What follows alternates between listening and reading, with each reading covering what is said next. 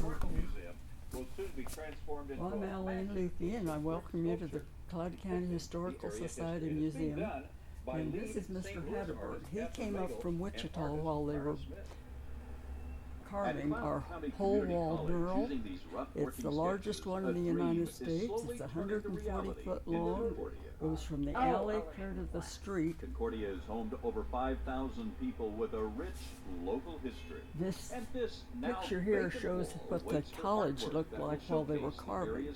That the easel was in the art department of the junior college. A community project, so The bricks were this size. There's kind of approach than 6,400 bricks in that wall, and Catherine Magel is the artist. Mara Smith put is a the piece lead of clay assistant, and between together each with some brick, volunteers, they are and the sculpting holes from let clay them Concordia's represent history. how far back A they history can that will carve. soon be placed And they here started where a carving rugged in peat-filled wall waits June to of be 2008 and didn't the finish first challenge, until I'll say, February was of just doing the working 2009. drawings. Pardon me, it was because they were so 2007 and gigantic. finished in The first 2008, time I and it put was one laid on in the wall line, in I just looked at the 2009. paper, and then, oh my gosh, that's Over here we have an airplane. This was Charlie Blosser's airplane that he bought it in 1928 and was the only owner. And we have 3 cases of memorabilia here all about Charlie. And in 1935 we had a huge flood here on the Republican River. The river was 2 miles wide, and this tells a little about it. But Charlie would fly over and find someone needing help in a tree or somewhere. He would circle. There's a siren under between the wheels, and he would circle until his brother got there in the motorboat to rescue people, and they saved over 20 people in that big storm. And over here we have a letter from Martha Washington written in 1793. This is the very first one that we have done here at Cloud Ceramics, and it's supposed to be the longest one in the United States when it's all said and done. The carving began over a year ago, and now This was came into the museum in it came when the museum opened in 1959, but Mrs. Pulsifer is the one that owned the letter, and she read it to her club in 1920. And at that time they did the research to find out who it was from and who it was to. And Martha wrote it to her niece, Fanny Bassett Washington, and Fanny was married to George's nephew, and that they were in charge of Mount Vernon while George and Martha were in Philadelphia being president. Could you show that? And the letter was written January 21st of 1793. It came into the museum, but no one here today was here when it came in, and we didn't know we had it. That it had fallen out of its folder, was laying flat in a drawer, and till 2011 when it was rediscovered, and then it went all over the country with the Weekly Reader. Oh. And it said, "Long lost letter found," and we had a big party here. Concordia is home to over 5,000 people with a rich local history. And this now famous artwork. This is the Civil War era, and we have a big saber here. Kind of point at what we're talking about so they'll see what we're doing instead of me. And we also have a letter from Abraham Lincoln that a man, Mr. Pulsifer, wrote and asked if he could have his autograph. And he wrote it back, the letter. Here it is. And this log cabin was about 7 miles west of Concordia, and that was Indian Territory in 1869. Sarah White lived there with her family, Benjamin White, and she was captured by the Indians when she was 16, and she was a captive for quite some time until Custer rescued her down in Texas and brought her back. This is her marriage certificate. And this little boy was Ezra Atkins. He was only 11 years old when he was killed by the Indians up near Sibley, and that was Indian Territory also. And they didn't want to bury him there, so they brought his body into this area because it was Indian free. And it's north of Concordia, on 81 highway, just west of the highway, about a mile out of town. And volunteers here have repaired his grave and put a fence around it to protect it. And this era is about Boston Corbett. Boston Corbett's the man that shot Abraham Lincoln, Boston. Oh, goodness. Shot the man who shot Abraham. Okay.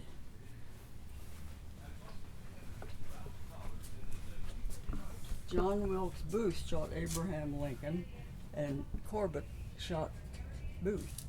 And this is the cabin that an artist drew of his out. He lived just southeast of Concordia, but these are the actual photograph of his cabin, and this stone above the door says built in 1882 by C.A. Grisby. We have a little printing press here that was two boys operated in 1881, and they were only 10 and 12 years old, and they had their own newspaper, and it was called The Cyclone, and this one tells about Boston Corbett. And over here we have a country school. Cloud County used to have 106 rural schools, and this is all their names, numbers, and the pictures of them. All the rural schools were consolidated in the 1960s, and so no more rural schools. This is the reason numbers are shaped the way they are. It starts with how many angles and straight lines. 1 angle, 2, 3, 4, 5, 6, 7 with slashes, 8 and 9 with a little curl. We make them a little bit different than that today, but that's how they started that shape.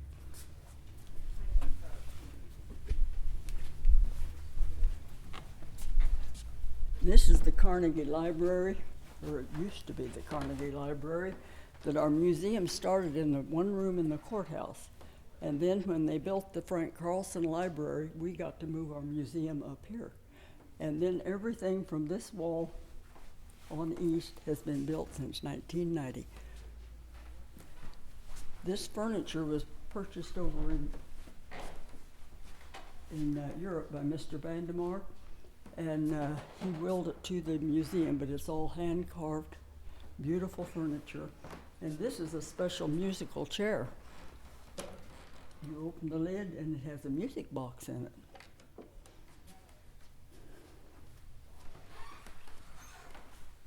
This organ came from the church just one block over on the highway, the Trinity Church now. It started out the UB Church.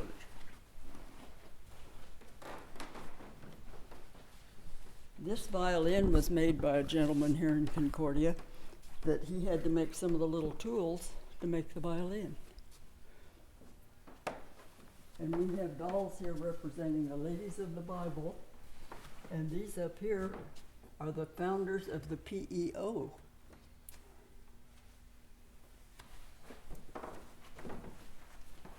We have 5 model ships on loan to us, and this is one of them called the Blue Nose, and it was a fishing vessel out of Nova Scotia in 1921. But in the off-season, it was a rum runner, and it was so fast the authorities couldn't catch it. They offered $4,000 to anyone that could build a schooner fast enough to catch the Blue Nose. And today, the Blue Nose is on the 10-cent coin of Canada.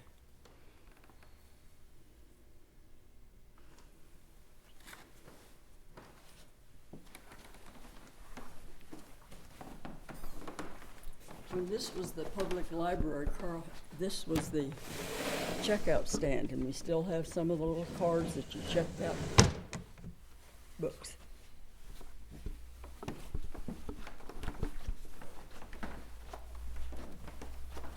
This room is the Judge Sturgis and Marion Ellett room. That Judge Sturgis was the first district judge, and this was a piano.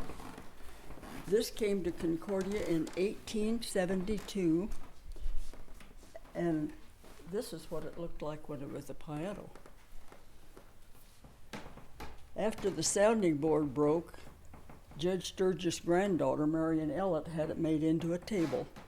And this is Marion Ellett back in 1930. She was voted one of the 10 outstanding editors in Kansas. That was quite an honor for a woman. And this over here is her typewriter that she used to write all of her articles. And one day a little boy looked at that and he said, "Where's the delete key?" Typewriters don't have delete keys. And this is Judge Sturgis, and this is all this furniture came from his home.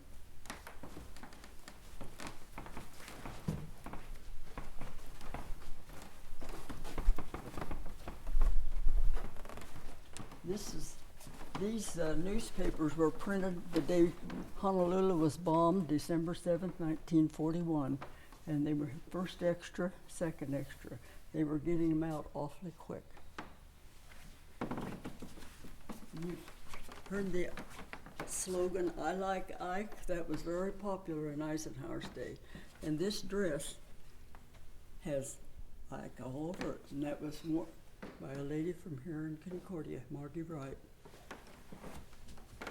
We have uniforms here have all been donated by servicemen from Cloud County. And during the war, they didn't release pictures unless they wanted you to see them. Everything was censored. And this balloon didn't make the news, or didn't let us see about it until after the war was over. But that is a Japanese balloon that they were sending over with fire bombs to drop in Oregon to start forest fires. That one didn't have a bomb on it, but it got clear to Bigelow, Kansas. But with all the telephones and everything, it'd be impossible to censor news like they did during the war. And these paratroopers were colored, and you didn't mix coloreds and white. So they were sent to Oregon, and they jumped in and put out forest fires.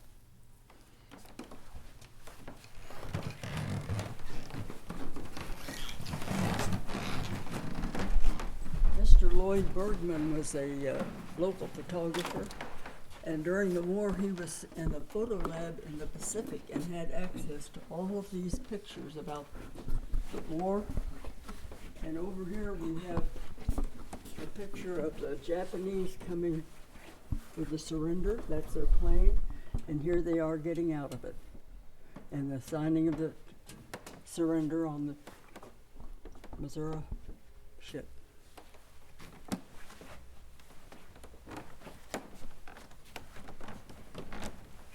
Here we have a old military family. Brad Chapin was wounded in the war, and while he was in the hospital, he met a lovely lady. This is his wife-to-be, and that's her wedding dress. She wore it again on her 50th wedding anniversary. And this is their son, Brad. He was in the Vietnam War. This is a daughter that was a WAC. Brad Chapin was the museum curator here for 10 years.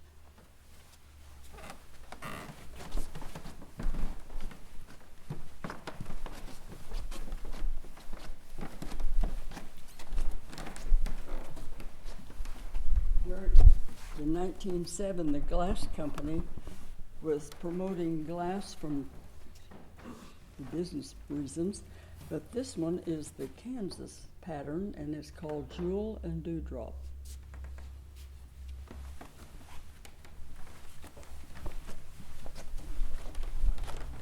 Here we have an old cider press.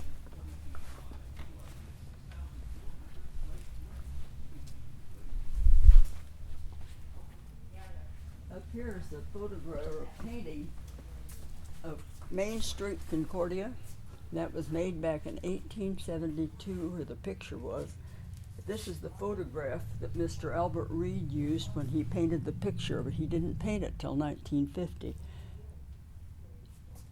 He was born here in Concordia, but he was raised in Clyde. But his father had a stage line with 4 stagecoaches, and behind that stagecoach there's a sign that says Law Land Office. That's where the bank is today on Main Street. But it was Mr. Jenkins' land office, and he signed this flag, E.J. Jenkins, July 4th of 1876. And Mr. Jenkins, Mr. Albert Reed's profession was a political cartoonist for a newspaper, and we have one of his cartoons here.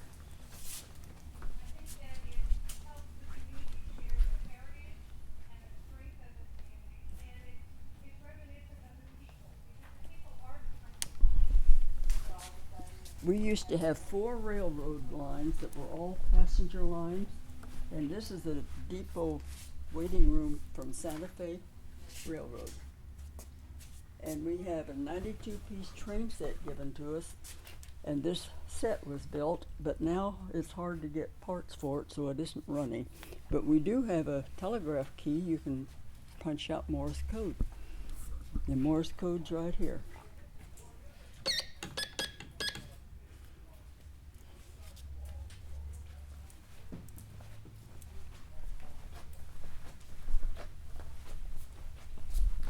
We have a lot of collection of date nails on railroads, that the date nail had a date on it, and they would put it in ties so they'd know when to change the railroad ties.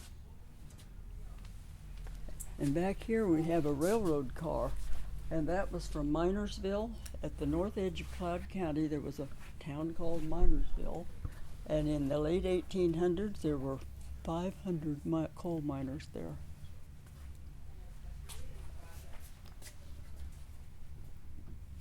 This is one of the signs from one of the depots with our elevation on it.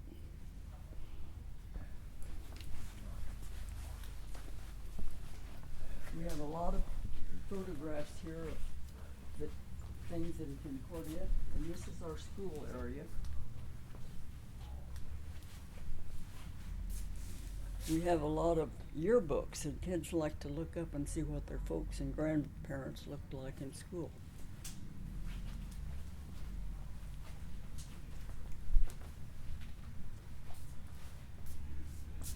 This is the old Lincoln School, and this is the doorstone from that. That was built in 1886. We have a airplane engine here that came to the museum in a basket. But Don Kerr and Lyle Morgan put it together, and it's just like the one in the airplane.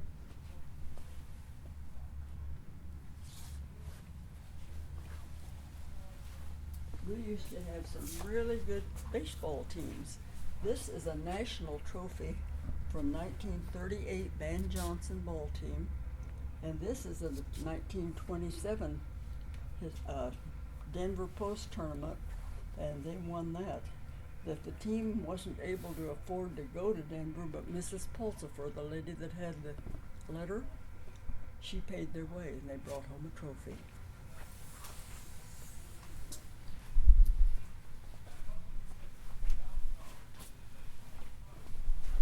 We had lots of toys, and we have over here marbles. But these are gold medals that were won from marble tournaments. And in the 50s, the VFW was sponsoring marble tournaments for boys. And this was won out in Seattle, Washington. He won the national tournament.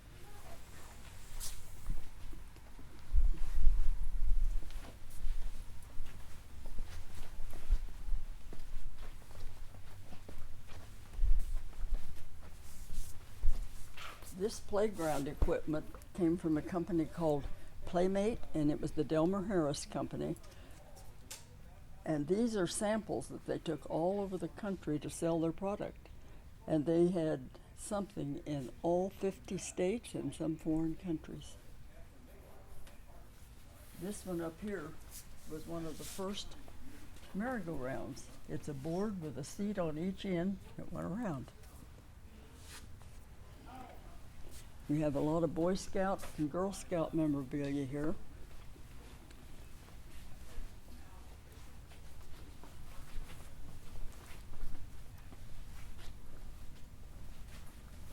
These cases are from a lot of the towns in Cloud County, and some of them aren't there anymore.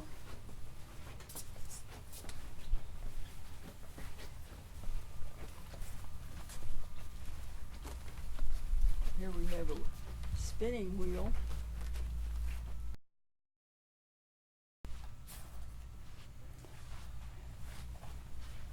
This came from the Daylight Clothing Store when they closed. And in the early 1900s, you bought a shirt without a collar, and then you bought the collar to go with the shirt. And you had a lot of different styles there that you could choose what collar you wanted.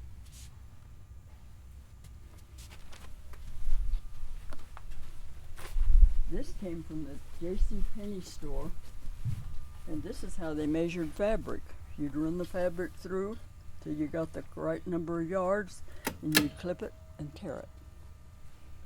And then they'd wrap it up because there were no bags to put things in.